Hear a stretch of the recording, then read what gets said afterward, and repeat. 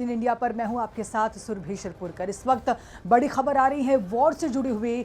America के इशारे पर मिडिल ईस्ट में समझौते की स्क्रिप्ट लिख रहे पाकिस्तान को ईरान ने बड़ा झटका दिया है। ईरान ने खाड़ी से कराची की तरफ आ रहे पाकिस्तानी जहाज को हॉर्म्यूज में रोक दिया है, जिसके कारण जहाज को वापस खाड़ी में जाना पड़ा है। उधर जंग के बीच हॉर्म्यूज स्ट्रेट पार कर 2 LPG शिप जग बसंत और पाइन भारत आ रहे हैं और दोनों शिपों को भारतीय नौसेना एस्कॉर्ट कर रही हैं और जो भारत की एक बड़ी कूटनीतिक जीत है।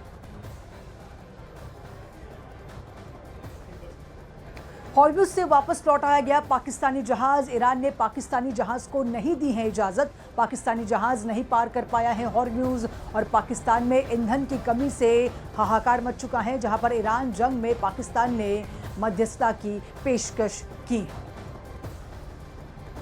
तो देखिए, हॉर्म्यूज से ये पाकिस्तानी जहाज जो है वो वापस लौटाया गया। पाकिस्तानी जहाज को आगे बढ़ने की इजाज़त नहीं दी गई। कहीं तो बड़ी तादाद में यहाँ पर कोशिश हो रही थी कि यहाँ से वो पार कर सके, क्रॉस कर सके, लेकिन पाकिस्तानी जहाज यहाँ से क्रॉस नहीं कर पाया। हॉर्म्यूज पाकिस्तान में ईंधन की कमी से हाहाकार मचा हुआ है और इसी के बीच एक बड़ी खबर आपको बता रहे हैं, जहाँ पर पाकिस्तान को बड़ा झटका लगते हुए ये सामने खबर आ रही है, जहाँ पर जो शिप है वो आगे बढ़ने की इजाज़त नहीं मिली। तो हॉर्म्यूज पार कर रहे 2 LPG शिप जंग के बीच हॉर्म्यूज को पार कर रहा है और जग बसंत LPG शिप जग बसंत और पाइन ये भारत दोनों शिपों को एस्कॉर्ट कर रही हैं और भारतीय नौसेना इसमें एक अहम भूमिका निभाते हुए दोनों शिप को एस्कॉर्ट करते हुए पार करने की कोशिश यहाँ पर लगातार जारी है। तो देखिए, बड़ी खबर हम आपको बता रहे हैं, हॉर्म्यूज पार कर रहे 2 शिप्स जो कि LPG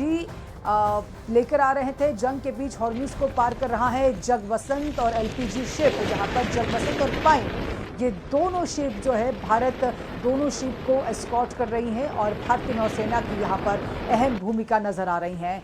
ये खूबसूरत तस्वीर आप अपने टेलीविजन स्क्रीन पर देख रहे हैं। एक तरफ यहाँ पर युद्ध चल रहा है तो दूसरी तरफ लगातार भारत की ओर से कोशिश की जा रही है कि किसी प्रकार से ऑयल या फिर LPG की कोई कमी ना हो, तेल की कोई कमी ना हो। और इसी बीच लिया गया एक महत्वपूर्ण कदम है, महत्वपूर्ण ये बहुत बड़ी जिम्मेदारी है, जहाँ पर 2 शिप फिलहाल भारत लाया जा रहा है और LPG शिप हैं ये, जहाँ पर जग बसंत और दूसरी शिप जग पाइन ये 2 शिप जो है फिलहाल भारतीय नौसेना एस्कॉर्ट कर रही है।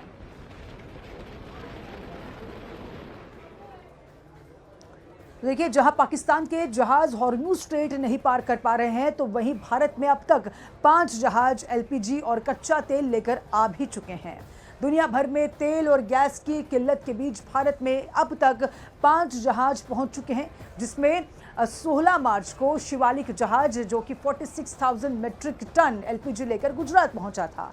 पश्चिम एशिया में जंग के बीच हॉर्म्यूज स्ट्रेट पार कर भारत पहुंचने वाला ये पहला LPG जहाज था और इसके बाद 17 मार्च को नंदा देवी नाम का एक और जहाज 46,000 टन LPG लेकर भारत पहुंचा था। ये जहाज गुजरात के जामनगर बंदरगाह पहुंचा था, जहां पर हॉर्म्यूज पार कर एक और भारतीय जहाज जग लाड़की 18 मार्च को गुजरात पहुंचा था। इस जहाज पर कच्चा तेल भारत लाया गया था और एक दिन पहले 22 मार्च को अमेरिकी मालवाहक जहाज पाइक 6 पायनियर LPG लेकर भारत पहुंचा। ये मैक्सिको से कर्नाटक के मंगलूर पोर्ट पे आया गया था और 22 मार्च को ही एक और मालवाहक जहाज एक्वा टाइटन रूस का कच्चा तेल लेकर भारत पहुंचा है। इसे भी कर्नाटक के मंगलूर बंदरगाह पर लाया गया था। तो देखिए, ट्रंप के शांति संदेश के बीच ऐसा माहौल बन रहा है कि सब कुछ ठीक होने वाला है, लेकिन इजराइल से जो ग्राउंड रिपोर्ट सामने आ रही है वो इससे उलट कहानी बयां कर रही है। इजराइल में ईरान के हमले रुक नहीं रहे हैं। तस्वीरें देखिए। सायरन बज गई है और ये जो लोग हैं ये बॉम्ब शेल्टर की तरफ जा रहे हैं। जैसा कि आप देख सकते हैं कि ये बॉम्ब शेल्टर में जा रहे हैं क्योंकि सायरन बज गई। आप देखना होगा कि किस और जो है अटैक किया जाएगा और अभी यहाँ पे आप देख सकते हैं कि लोग भाग रहे हैं, शेल्टर में जा रहे हैं। हालांकि आज 24 मार्च है। डोनाल्ड ट्रंप ने 5 दिन का ऐलान किया था कि वो अटैक नहीं करेंगे एनर्जी सेक्टर पर ईरान में, लेकिन यहाँ आप देखिए कि किस तरीके से लोग जो हैं वो शेल्टर में जा रहे हैं और अभी यहाँ पे पता चल पाएगा कि कहाँ पे अटैक हुआ। सारे लोग जो हैं बॉम्ब शेल्टर में जा रहे हैं। ये आप देख सकते हैं जोरदार अटैक। ये आप देख सकते हैं कि किस तरीके से यहाँ पे इंटरसेप्टर, ये देखिए आप, ये देखिए कि किस तरीके से इंटरसेप्ट करने की कोशिश की गई मिसाइल्स को। अभी जोरदार अटैक ईरान की तरफ से किया गया। ये आप न्यूज़ 18 इंडिया पे एक्सक्लूसिव विजुअल्स देख सकते हैं किस तरीके का छाप अब आसमान में पड़ गया। एक और इंटरसेप्ट, जोरदार धमाका, लगता है कि बिल्कुल यहाँ ही पर कहीं पे हुआ, नजदीक जोरदार धमाका हुआ। और ये आप देख सकते हैं कि हर तरफ से इंटरसेप्शंस के निशान हैं। अब देखना होगा कि कहां पे गिरा ये, लेकिन टेल अवीव में ही जोरदार धमाका हुआ। और ये आप देख सकते हैं कि ये आप देख सकते हैं कि यहाँ पे भी छाप है, तो यहीं कहीं पे नजदीक ही फटा। क्या ये इंटरसेप्ट हुआ या कोई डायरेक्ट हिट लगा? अभी थोड़ा।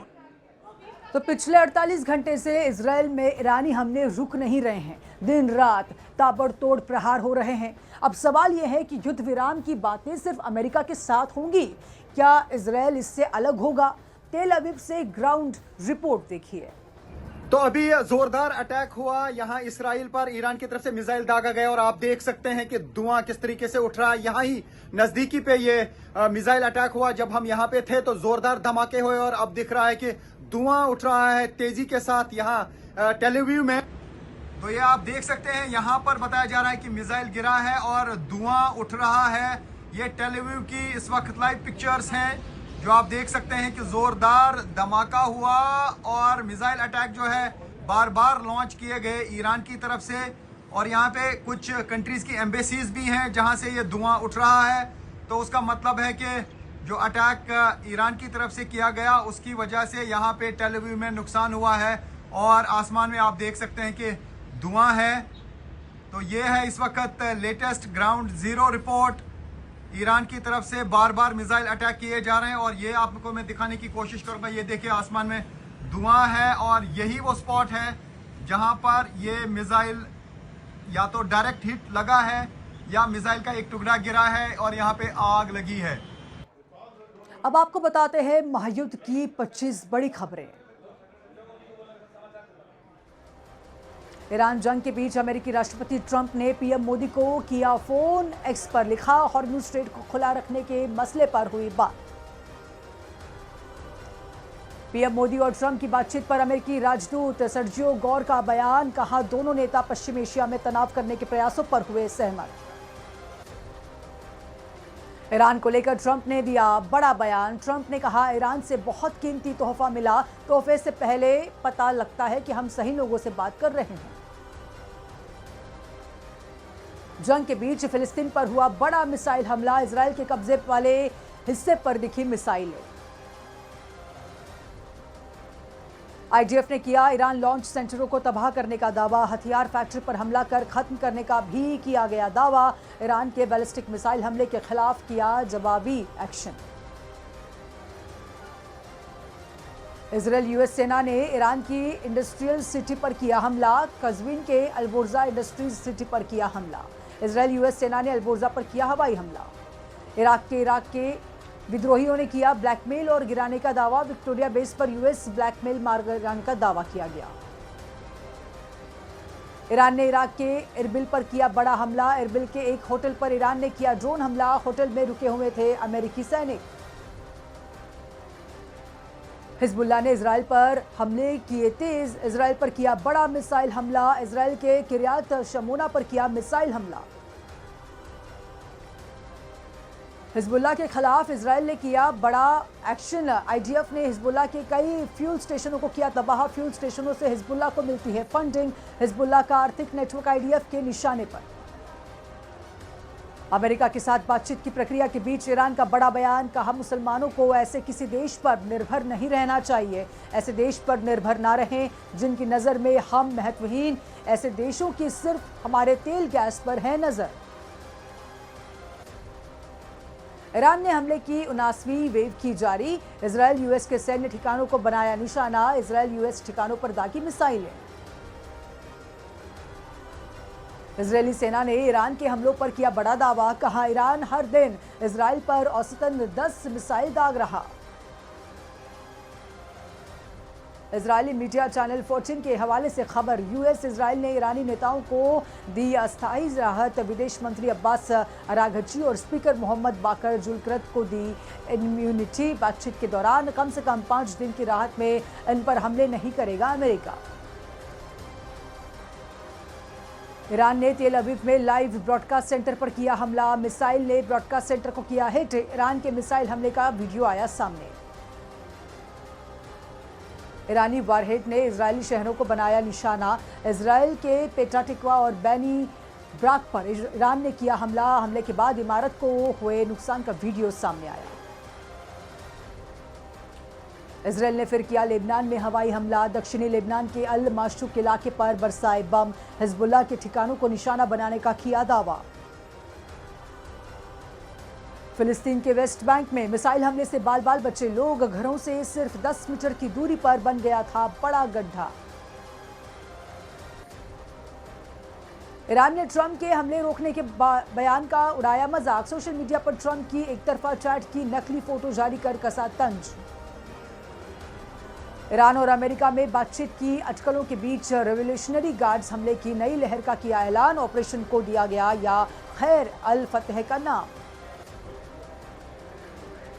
लारी जानी की मौत के बाद ईरान ने एक राष्ट्रीय सुरक्षा सचिव का किया ऐलान। रेवोल्यूशनरी गार्ड्स के पूर्व कमांडर मोहम्मद बाकर जुलकरत को बनाया एनएसए।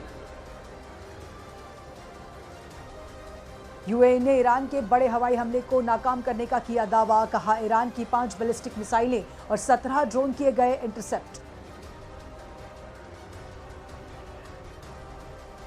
ईरानी रेड क्रिसेंट सोसाइटी ने अमेरिका और इजराइल पर लगाया अस्पतालों को निशाना बनाने का आरोप। कहा हमलों में तबाह हो चुके हैं करीब 300 मेडिकल सेंटर। ईरान के मिसाइल हमलों ने तेल अवीव में मचाया कोहराम। कई इमारतें हुई तबाह। इजराइल सेना ने किसी की मौत से किया इनकार। कुवैत का ईरान की मिसाइलों और कुछ ड्रोन को हवा में मार गिराने का दावा। मिसाइलों के मलबे से बिजली की लाइनें टूटी।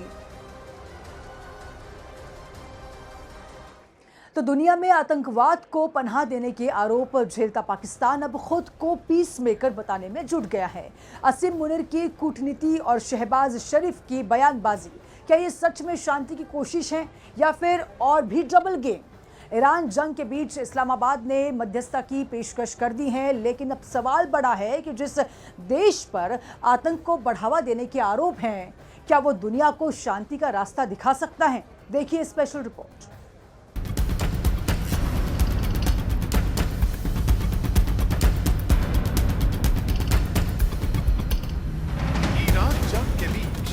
पाकिस्तान का पीस मेकर वाला मुखौटा, आतंक के आरोपों के बीच शांति दूत बनने का स्वांग।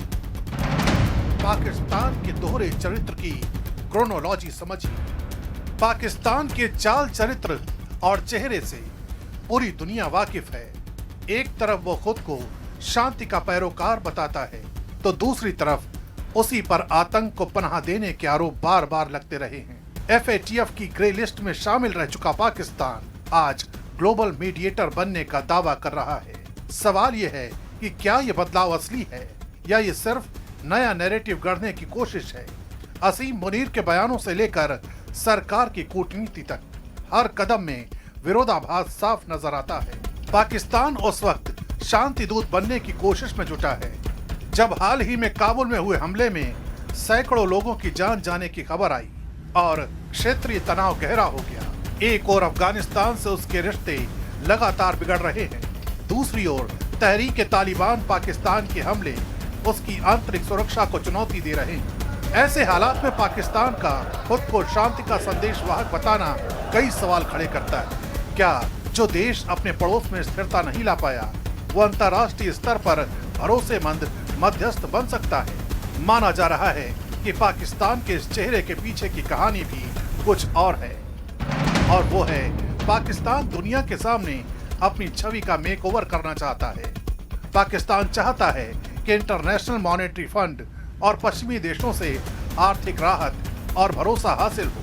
पाकिस्तान चाहता है अमेरिका और सऊदी अरब के साथ अपने रणनीतिक रिश्तों को मजबूत कर सके।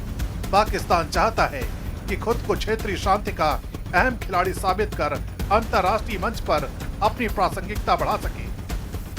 पाकिस्तान चाहता है कि ईरान संकट के बहाने तेल, निवेश और कूटनीतिक फायदे हासिल कर अपनी कमजोर अर्थव्यवस्था को सहारा दे। लेकिन हकीकत यही है कि दुनिया पाकिस्तान के इस रंग और ढंग को समझती है। दुनिया ये जानती है कि पाकिस्तान किस मकसद के साथ शांति समझौते का हिस्सेदार बनना चाहता है। FATF की निगरानी और पुराने रिकॉर्ड ने उसकी साख को पहले ही कमजोर कर रखा है। ऐसे में उसकी हर नई पहल को शक की नजर से देखा जा रहा है। ईरान और पश्चिमी देशों के इस टकराव में भरोसा सबसे बड़ी पूंजी है और यही वो चीज है जो पाकिस्तान के पास सबसे कम नजर आती है। इसलिए सवाल अब भी वही है कि ये पहल शांति की है या रणनीतिक स्वार्थ की।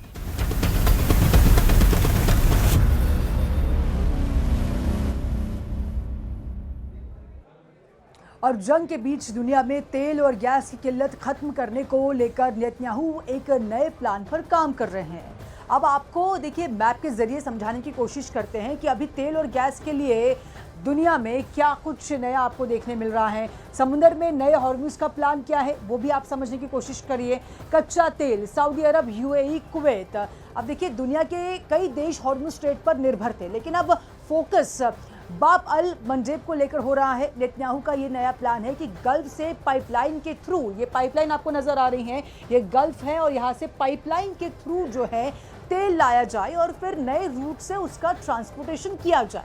अभी UAE और कुवैत से ये तेल आता था, लेकिन अब गल्फ से ये जो तेल है वो लाने की कोशिश यहाँ पर की जाएगी, जबकि प्राकृतिक गैस कतर और UAE से आती है। अब इसके साथ ही फर्टिलाइजर ओमान, सऊदी से आता है। लेकिन ऐसे में अगर हॉर्मुज पर दुनिया की निर्भरता कम होती है तो ईरान की दादागिरी भी कम होगी।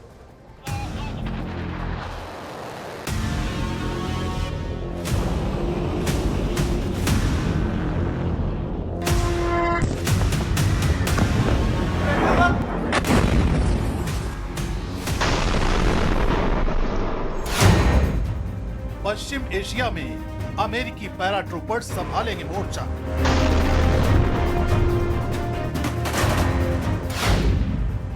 जंग के मैदान में अमेरिका की सबसे घातक ब्रिगेड।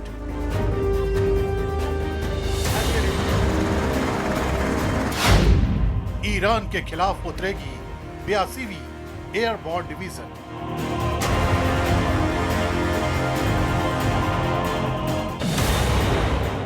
पश्चिम एशिया में चल रही जंग शांति बनाम संग्राम के उस पड़ाव पर पहुंच गई है जहां से हर अगला कदम इतिहास बदल सकता है। इसी मोड़ पर डोनाल्ड ट्रंप ने अपना सबसे बड़ा दांव खेला है, तेजी से हमला करने वाली फोर्स को आगे बढ़ाकर। 82वीं एयरबॉर्न डिवीजन की तैनाती इस बात का संकेत है कि अमेरिका अब सिर्फ समुद्र में मौजूदगी नहीं बल्कि जमीन पर भी नियंत्रण की तैयारी कर रहा है। हॉर्मुज के आसपास बढ़ती हलचल बताती है कि ये जंग सिर्फ मिसाइलों तक सीमित नहीं रहेगी बल्कि रणनीतिक ठिकानों की लड़ाई में बदल सकती है। सवाल यह है कि आखिर जंग के इस पड़ाव पर अमेरिका की एयरबॉर्न डिवीजन का मैदान में आने का मतलब क्या है? रिपोर्ट्स के मुताबिक 2000 पैराट्रूपर्स को जंग में उतारने का आदेश जारी किया गया है। यह कोई साधारण यूनिट नहीं है बल्कि 82वीं एयरबॉर्न डिवीजन है, अमेरिका की सबसे तेज और घातक strike force. Immediate response team के रूप में इसकी पहचान है। आदेश मिलने के 18 घंटे के भीतर यह दुनिया के किसी भी हिस्से में उतरने की क्षमता रखती है।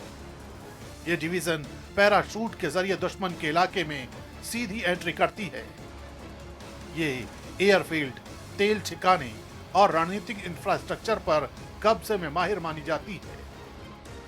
पहले इराक, अफगानिस्तान और खाड़ी युद्धों में भी इस डिवीजन की निर्णायक भूमिका रही है।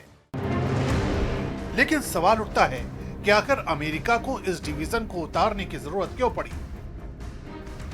जवाब छिपा है स्ट्रेट ऑफ हॉर्मुज में, जहां हर दिन दुनिया के तेल का बड़ा हिस्सा गुजरता है। और अब वही सबसे बड़े खतरे की जोन बन चुका है। ईरान की गतिविधियों और शिपिंग पर बढ़ते दबाव ने अमेरिका को मजबूर कर दिया है कि वो सिर्फ समुद्री ताकत पर निर्भर न रहे। डोनाल्ड ट्रंप का प्लान साफ है, अगर हालात बिगड़ते हैं तो जमीन पर तेजी से कंट्रोल हासिल किया जाए ताकि सप्लाई चेन सुरक्षित रह सके। यही नहीं, खार्ग आइलैंड भी ट्रंप के इस मिशन का अहम हिस्सा माना जा रहा है। यही वो जगह है जहां से ईरान का ज्यादातर तेल दुनिया तक पहुंचता है। अगर इस सप्लाई लाइन पर नियंत्रण होता है तो सीधे तौर पर ईरान की आर्थिक ताकत पर असर पड़ेगा।